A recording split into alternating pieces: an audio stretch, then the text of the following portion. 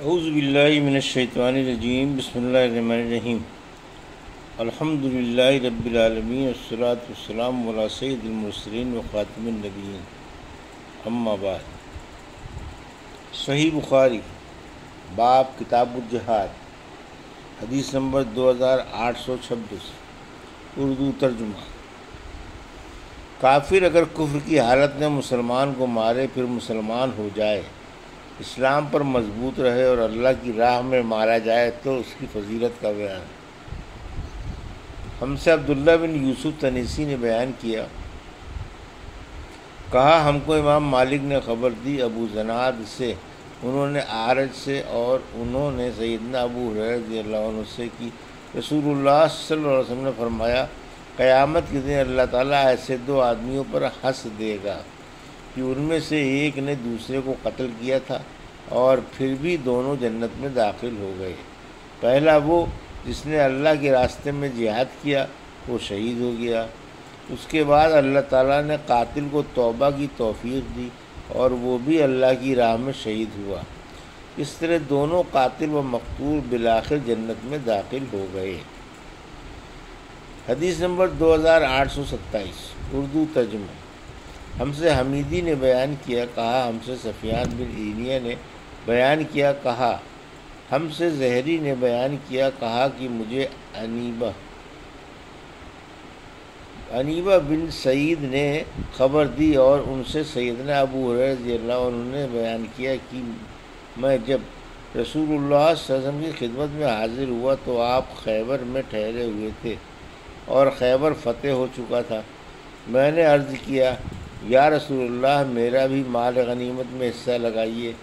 سعید بن عاص کے ایک لڑکے اخان بن سعید رضی اللہ عنہ نے کہا، یا رسول اللہ ان کا حصہ نہ لگائیے۔ اس پر ابو ہریرہ رضی اللہ عنہ بولے، یہ شخص تو ابن قوقل یعنی نعمان بن مالک کا قاتل ہے۔ ابان بن سعید رضی اللہ عنہ نے کہا، کتنی عجیب بات ہے کہ یہ جانور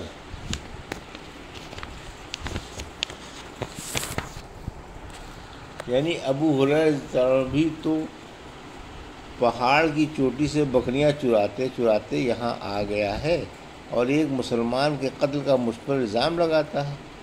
اس کو یہ خبر نہیں کہ جسے اللہ تعالیٰ نے میرے ہاتھوں سے شہادت عزت دی اور مجھے اس کے ہاتھوں سے ذلیل ہونے سے بچا لیا، اگر اس وقت میں مارا جاتا تو دوزخی ہوتا۔ انیبہ نے بیان کیا کہ اب مجھے یہ نہیں معلوم کہ آپ صلی اللہ علیہ وسلم نے ان کا بھی حصہ لگایا یا نہیں۔ سفیان نے بیان کیا، کہا کہ مجھ سے سعیدی نے اپنے دادا کے واسطے سے بیان کیا اور انہوں نے ابو ہریرہ رضی اللہ عنہ سے ابو عبداللہ امام بخاری رحمۃ اللہ علیہ نے کہا کہ سعیدی سے مراد عمرو بن یحییٰ بن سعید بن عمرو بن سعید بن عاص ہیں۔ حدیث نمبر 2828، اردو ترجمہ۔ جہاد کو نفلی روزوں پر مقدم رکھنا۔ ہم سے آدم بن ابی ایاس نے بیان کیا، کہا ہم سے شعبہ نے بیان کیا، کہا ہم سے ثابت بنانی نے کہا کہ میں نے انس بن مالک رضی اللہ عنہ سے سنا، انہوں نے بیان کیا کہ ابو طلحہ زید بن سہیل رضی اللہ عنہ رسول اللہ صلی اللہ علیہ وسلم کے زمانے میں جہاد میں شرکت کے خیال سے نفلی روزے نہیں رکھتے تھے، لیکن آپ صلی اللہ علیہ وسلم کی وفات کے بعد پھر میں نے انہیں عید الفطر اور عید الاضحیٰ کے سوا روزے کے بغیر نہیں دیکھا۔ حدیث نمبر 2829، اردو ترجمہ۔ اللہ کی راہ میں مارے جانے کے سوا شہادت کی اور بھی 7 قسمیں ہیں۔ ہم سے عبداللہ بن یوسف نے بیان کیا، کہا ہم کو امام مالک نے خبر دی، انہیں سمی نے اور انہیں ابو صالح نے اور انہیں ابو ہریرہ رضی اللہ عنہ نے کہ نبی کریم صلی اللہ علیہ وسلم نے فرمایا، شہید 5 قسم کے ہوتے ہیں: طاعون میں ہلاک ہونے والا، پیٹ کی بیماری میں ہلاک ہونے والا، ڈوب کر مرنے والا، دب کر مر جانے والا اور اللہ کے راستے میں شہادت پانے والا۔ حدیث نمبر 2830، ہم سے بشر بن محمد نے بیان کیا، کہا ہم کو عبداللہ نے خبر دی، کہا ہم کو عاصم نے خبر دی، حفصہ بنت سیرین سے اور انہوں نے انس بن مالک رضی اللہ عنہ سے کہ نبی کریم صلی اللہ علیہ وسلم نے فرمایا طاعون کی موت ہر مسلمان کے لیے شہادت کا درجہ رکھتی ہے۔ حدیث نمبر 2831 اردو ترجمہ۔ اللہ کا یہ فرمانا کہ مسلمانوں میں جو لوگ معذور نہیں ہیں اور جہاد سے بیٹھ رہے اور اللہ کی راہ میں اپنے مال اور جان سے جہاد کرنے والے برابر نہیں ہو سکتے، اللہ نے ان لوگوں کو جو اپنے مال اور جان سے جہاد کرے بیٹھے رہنے والوں پر ایک درجہ فضیلت دی ہے۔ یوں اللہ تعالیٰ کا اچھا وعدہ سب کے لیے ہے اور اللہ تعالیٰ نے مجاہدوں کو بیٹھنے والوں پر بہت بڑی فضیلت دی ہے۔ اللہ کے فرمان غفوراً رحیمہ تک۔ ہم سے ابو الولید نے بیان کیا، انہوں نے کہا ہم سے شعبہ نے بیان کیا ابو اسحاق سے کہ میں نے براء بن عازب رضی اللہ عنہ سے سنا، آپ کہتے تھے کہ جب آیت لا یستوی القاعدون من المؤمنین نازل ہوئی تو رسول اللہ صلی اللہ علیہ وسلم نے زید بن ثابت رضی اللہ تعالیٰ عنہ جو کاتب وحی تھے کو بلایا۔ آپ ایک چوڑی ہڈی کے ساتھ لے کر حاضر ہوئے اور اس آیت کو لکھا، اور ابن مکتوم رضی اللہ عنہ نے جب اپنے نابینا ہونے کی شکایت کی تو آیت یوں نازل ہوئی،